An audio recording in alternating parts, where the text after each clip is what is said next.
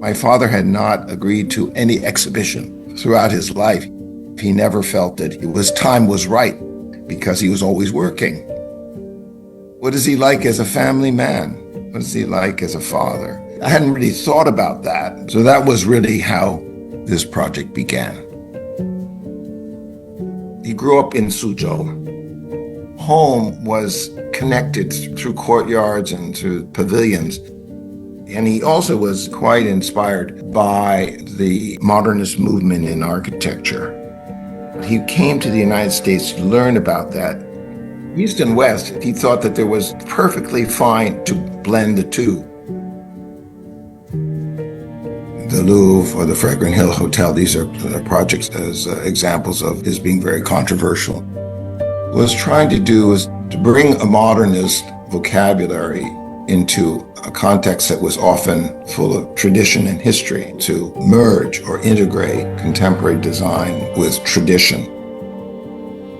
很多法国的建筑师，他们其实不太满意为什么选美国人、华裔美国人来建罗浮宫，可是他们不能否认，贝先生的整个规划都是对巴黎城市规划非常有大的贡献。整个设计策略是在于地下室把整个两边罗浮宫连接在一起，而且又是把地铁跟罗浮串在一起，非常系统性的那种设计。贝先生的设计逻辑是非常周到的，可是不一定看得到。好像中影非常 eternal enduring， 可是呢，一读到这个建筑到底是怎么建，我就有点惊叹，因为它的 budget 比汇丰银行1/3，可是建得那么高，而且那个地盘很小，你要怎么在非常大限制的情况下做这种高楼，直到现在还是非常有那种魅力啊。苏博也是很有趣的。有人说 ，OK， 如果贝先生不用传统瓦片来做屋顶的话，你不要让他接到这个项目。贝先生写了一封信给吴良用，我不用这个瓦片，因为我对历史传统是有不一样的态度。华盛顿东馆，1969年开始设计的，这好像是一个 garden， 你可以享受这个空间，不一定直接到展厅来看艺术品。贝先生他的宗旨，博物馆设计应该有这种公共性。And I was in high school at the time, and suddenly he was all over the news. Back in 1964, architect I.M. Pei was selected to design the building. That's quite a big event for a young person, to suddenly see your father, not just as a father, but somebody that the world is suddenly being introduced to.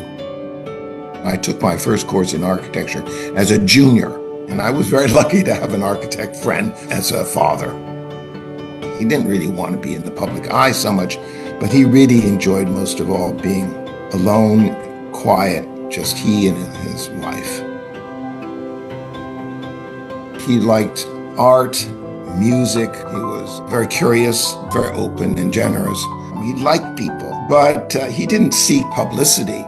So he didn't have lots of friends, but those people he had friendships with were very deep, long-lasting.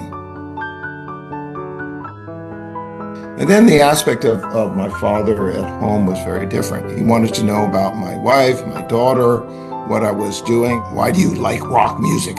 Or something like that, he might say. Every time I approach a project, I think about him in some way. What would he do? It's very difficult to know what he's going to do because he always does something that you don't really expect. Chinese history goes back thousands of years, and he always thought about that. We're a part of a long, long history. Architecture is history. He always thought of himself as just an architect who's practicing in a particular time in the calendar of life. And he thought times will change. He was designing at this particular time in his life.